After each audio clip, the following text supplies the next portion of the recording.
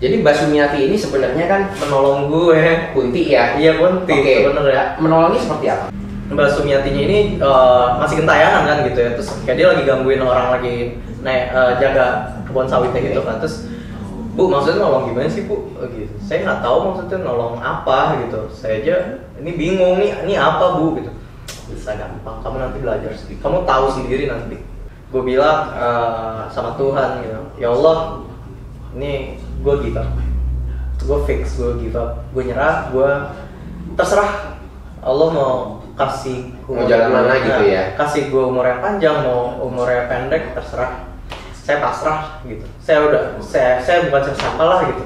Saya sadar banget. Tapi memang kalau saya bisa sembuh nih ya Allah, saya benar-benar berterima kasih banget dan ini benar-benar keajaiban lah gitu. Pas waktu itu gue lagi bersender di tempat tidur, tahu batin gue bilang meditasi. Dan itu sebelumnya lo udah dapet juga message dari leluhur ya? Sebelum ini ya? Sebelum lo akupuntur itu gitu?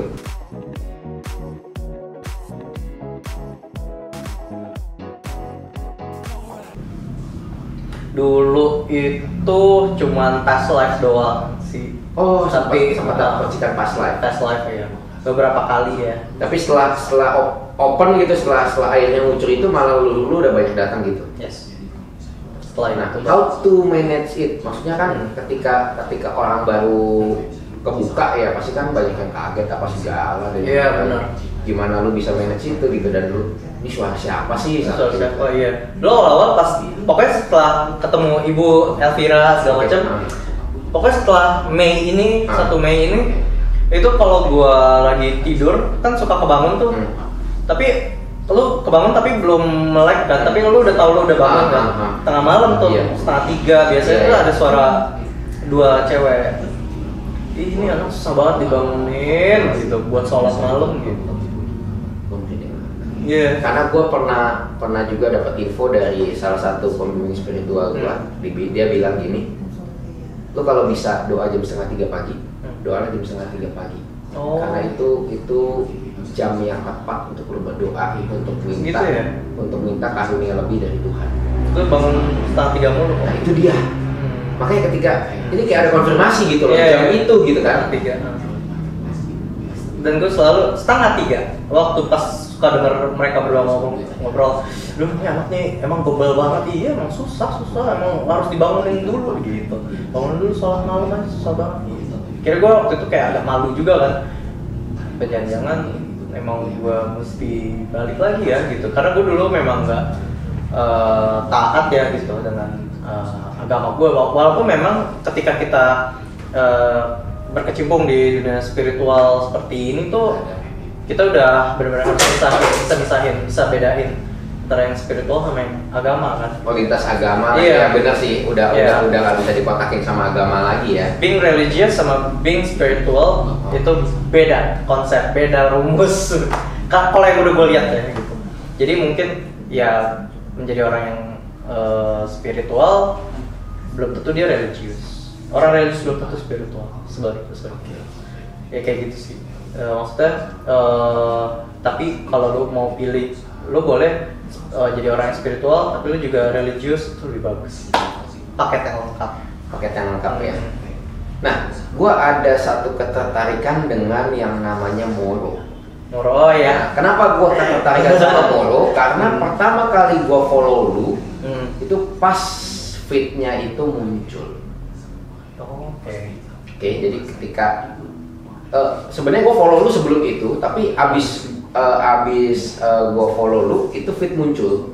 Jadi dari ketika gue baca itu kan artinya darkness ya. Ya kan? Horror artinya padahal nyata. Iya, padahal kan kayaknya di situ kan lu bilang ini adalah kayak dewa yang membawa kebaikan gitu kan. Dibilang dewa, gue nggak tahu ya. Dia tuh entitas apa ya kan? Tapi dia nurturer, pengajar. Ya, jadi ascended master, gue menyebutnya ascended master. Itu juga salah satu dari pembimbing lu. Yes, yang datang. Jadi beliau mengajarkan bagaimana survive Nah ini mungkin bisa dikasih tahu juga kali di sini. Jadi tuh beliau menjelaskan soal a new golden age era. Jadi zaman emas baru. Jadi kita sedang memasuki fase pertama zaman emas baru. Jadi artinya banyak orang yang akan disapu. Yang disapu itu adalah orang-orang yang nggak bisa kuat atau tahan dengan wavesnya ini deh, waves energi gitu. Energinya ini tidak bisa diakses sama orang-orang yang memiliki negativitas yang tinggi. Jadi orang-orang yang bertahan ini adalah paling nggak yang lebih punya positivity gitu. Yes, benar. Kenapa? Karena zaman emas baru ini sebuah zaman di mana semuanya terbuka, teknologi, and then kita bisa punya kesempatan untuk embrace siapa diri kita sebenarnya, siapa fungsinya orang-orang ini apa sih di dunia ini gitu. Terus juga invention tuh bakal banyak, penemuan mutakhir tuh bakal kayak, wih gila ada yang nemuin ini, ada yang nemuin itu. Jadi kayak open source ini, zaman open source gitu. Gitu. Jadi yang bisa atau sanggup menerima open source ini adalah orang-orang yang bisa maintain dirinya mereka sendiri gitu. Dan gue waktu itu ketemu Moro, jadi tahu-tahu gue ada di dalam kelas, meja itu meja kayu panjang gitu. Okay. Terus meja kayu itu bisa muat untuk 4 orang, jadi 4 gitu. Jadi kelas. Ya. Dan itu semua orangnya nggak pakai baju gitu, termasuk gue. Terus akhirnya mungkin kalau dari teman-teman di belahan dunia manapun, ya if you're watching this show ya, this podcast, if you think you have the same dream, ya, you have a similar dream ya. Please komen ya. Yeah, jadi paling nggak ada validasi juga ke lu gitu, bahwa yang dia nitip pesan nggak cuma ke lu gitu ya. Berarti ini lu dapet as a dream, astral traveling ya, tapi kayak lucid dream gitu sih ya. Okay. Astral traveling. Nah, ini unik nih, ini gue juga suka mimpi.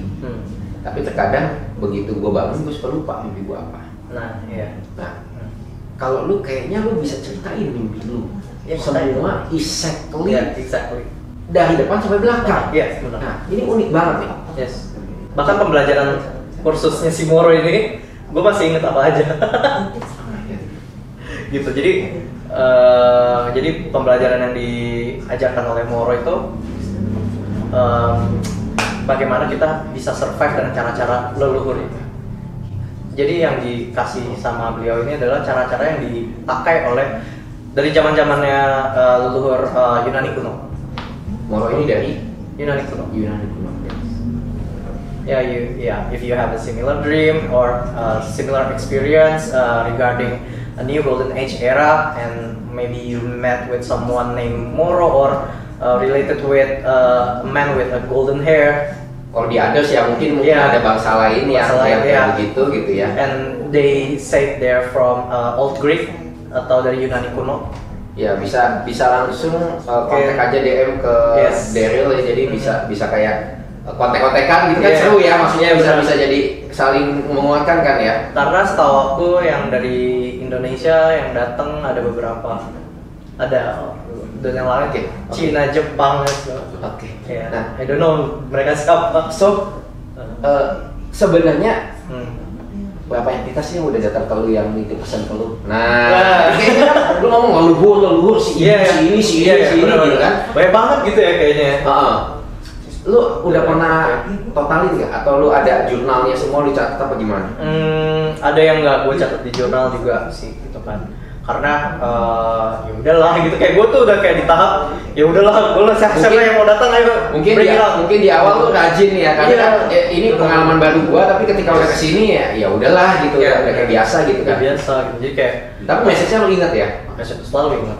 Kayak Moro itu nggak pernah gue catat di sini, tapi akhirnya gue lukis, akhirnya gue ceritain ulang di Instagram. Di caption. Iya, gua tahunya kan di Instagram. Iya, benar. Gitu. Jadi ya gue akan kasih tahu juga kali ya cara survive-nya gitu ya. Jadi Moro bilang forgive yourself and forgive the others.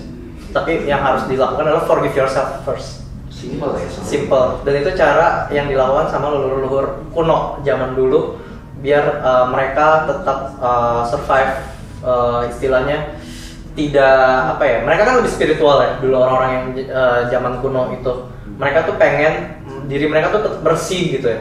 Nah itu cara untuk membuat mereka tetap bersih, memaafkan diri sendiri dulu. Karena memang diri ini memang manusia yang penuh dosa katanya. Setelah itu kita baru memaafkan orang lain yang membuat kita jadi berdosa. Oke. Ini entah kenapa keluar dari tadi pertanyaannya adalah bagaimana sih cara maafin diri sendiri? Cara maafin diri sendiri. Mungkin ada tips dari Moro atau tips dari lu Yes, gitu. ada. Karena jujur ngomong aja kadang-kadang kan kita tahu nih. Yes. Kita apa ya? Kita ada rasa bersalah sama diri kita sendiri.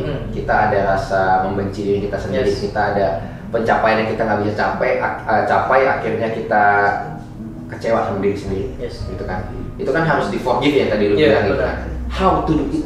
Ada beberapa macam gerakan yang direkomendasikan untuk membuka. Ini dari Moro? Ya, dari Moro. Ada beberapa macam gerakan yang direkomendasikan Moro agar dilakukan sama banyak orang gitu untuk membuka diri kita. Boleh di-share? Nah, boleh. Enggak, dari Moro boleh share. Boleh, memang gua Emang harus ya? Okay. Sebenarnya ya terserah orang mau dengerin lo atau enggak. Oke. Kalau lo menyebarkan ini berarti lo telah menyebarkan kebaikan yang ada di kelas ini gitu. Ya, memang lo dikasih apa? Dikasih kesempatan di kelas ini, dikasih privilege untuk menyebarkan itu gitu kan. Iya, gitu. Jadi salah satu gerakan itu adalah menari. Menari itu adalah adalah tipe gerakan yang membuat kita menjadi terbuka. Lu lihat ya, merindingnya beda ya. Iya. Maksudnya tadi kan merindingnya lebih ini di bagian sini dulu ke sini gitu ya. Confirm. Karena ada energi yang ya biasanya menggesekkan kan gitu ya. Menarinya Bebas. Dan makin lo berputar ya, itu lo akan semakin terbuka. Ininya. Oh my. Ya. Gua ketika lu ngomong gitu ya, gua pernah nonton satu YouTube seorang spiritualism juga. Dia menari dan dia pukul-pukul gendang sambil menari. Serius? Tapi sambil muter nggak? Muter. Dari gimana? Jadi ada seseorang bikin konten kayak gua lah yang gua kepo, tapi dia ngepoin seharian si narasumbernya ini. Dan dia kayak punya apa ya? Kayak punya perkumpulan yang dia ngajarin buat kayak begitu. Itu salah satu releasing something that releasing bad energy. Aduh gila, kalau gua di vision gua udah keluar, gua karena pernah nonton itu kan, dan gua kayak apaan sih kok cuma beat? Karena dia beatnya tuh bener-bener beat kayak zaman dulu yang tadi lu bilang old Greek itu. Oke. Jadi kayak misalkan ini kayak satu suku terus lu dancing tapi ketukannya kayak begitu gitu. Oke. Ya FYI ini kita nggak pernah ngobrol. Ini gua belum pernah ngobrol ini sama sekali gitu ya. Dan ini tiba-tiba keluarnya begitu lu ngomong nari, ini ada related dengan konten itu yang gua pernah nonton, dan itu bener-bener dia juga dancing bebas. Tapi ya itu basically banyak muternya, bener sih. Iya. Ada. Semakin lu muter ya emang sih pusing ya. Cuman maksudnya jangan muter yang lebay juga. Maksudnya kayak memutarkan badan kita itu sebenarnya releasing something, kayak kita buka stroke. Butuh pakai musik atau boleh nggak pakai musik? Pakai musik lebih bagus. Tapi musiknya nggak musik galau lah ya. Tapi musik galau masa bisa buat dancing ya, harusnya musik yang upbeat lah ya. Upbeat ya. Iya, kalau gue sih pakai musik yang upbeat sih. Iya dong, lu mau dancing masa yang itu oke. Dan biasanya gue kalau nggak upbeat gue akan pakai musik yang klasik. Oke. Musik klasik. Netral jadinya ya. Kayak Beethoven, terus Mozart, terus itu juga ada Gymnopédie, Erik Satie, ya yang kayak gitu-gitu deh. Jadi ya boleh yang slow, boleh yang ini. Simple ya sebenarnya. Simple gitu ya. Yang penting niatkan kita releasing bad energy. Jadi sewaktu lu dancing ada niat juga ya. Harus niat. Ya. Gue harus memaafkan diri gue mau merilis gue mau mengikhlaskan energi negatif keluar dari badan gitu. Jadi ya gitu, kayak maka terjadilah, so be it, kayak dengan ya kayak gitu. Hari ini kerjaan gue merinding mulu ya. Iya. Wow. Terus ya setelah itu, setelah menari ada satu gerakan meditasi yang kita udah tahu. Apapun meditasi. Apapun itu, gerakan tangannya mau kan gerakan tangan juga banyak, ada yang gini, ada yang begini, ya kan, begini, ada yang begini gitu ya. Bebas. Dan itu terbukti di dimensi sana memang meditasi itu ya memang untuk merilis energi negatif dan memasukkan energi yang baik gitu. Jadi ada hubungannya juga sama pranic healing yang gue pelajarin. Jadi di situ dijelasin sama Moro kalau meditasi itu salah satu cara yang paling efektif untuk memaafkan diri sendiri dan orang lain. Jadi kita dekat sama Tuhan.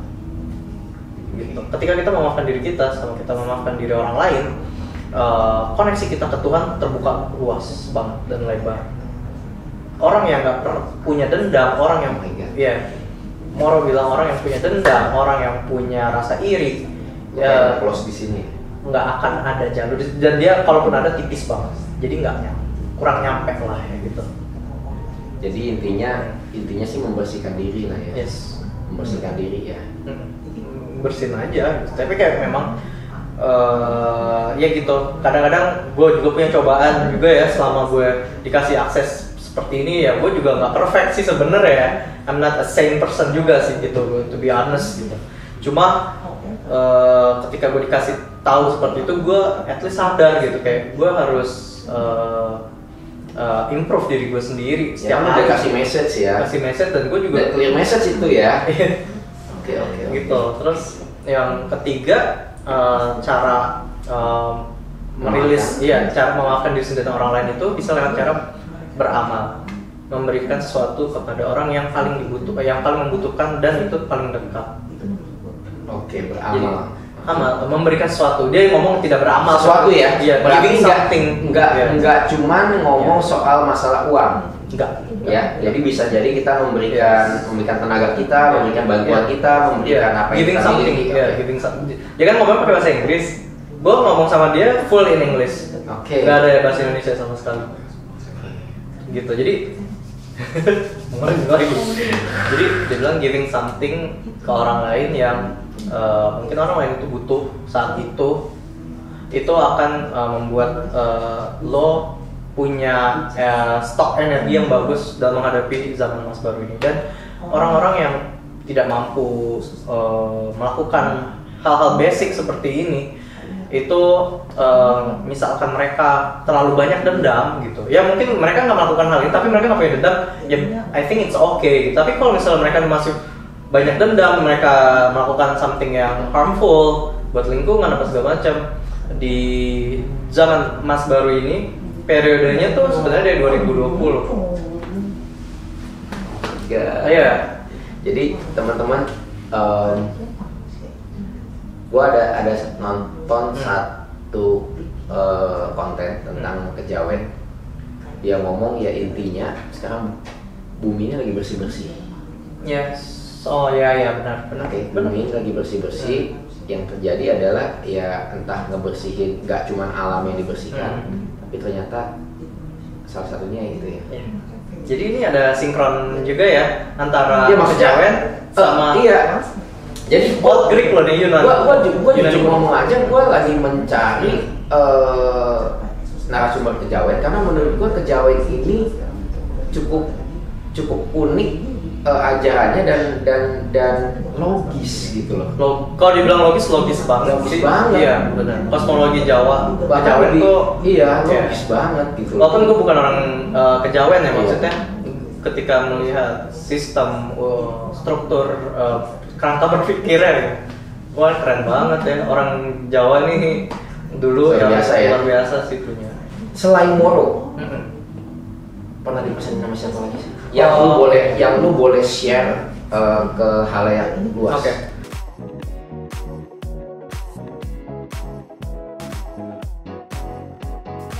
Ibu yang bukan yang ibu satu lagi. Kan ini ibu banyak nih. Ada 3 nih ibu-ibu yang ngikut kan. Ibu itu saling berhubungan satu sama lain apa guys? Kita akan mempelajari pattern atau motif ya gitu. Pattern itu apa sih? Pertanda-pertanda lah ya. Pertanda-pertanda sains-sains tentang Indonesia ya. Tentang Indonesia. Ini general ya. General Tentang Indonesia. Jadi nggak cuma soal bidang-bidang tertentu ya. Tapi ntar kita lihat aja. Wah, ini yang mencerminkan Indonesia saat ini, maksudnya gini, background Indonesia keseluruhan. Ini adalah two of pentacles atau 2 koin. Ini artinya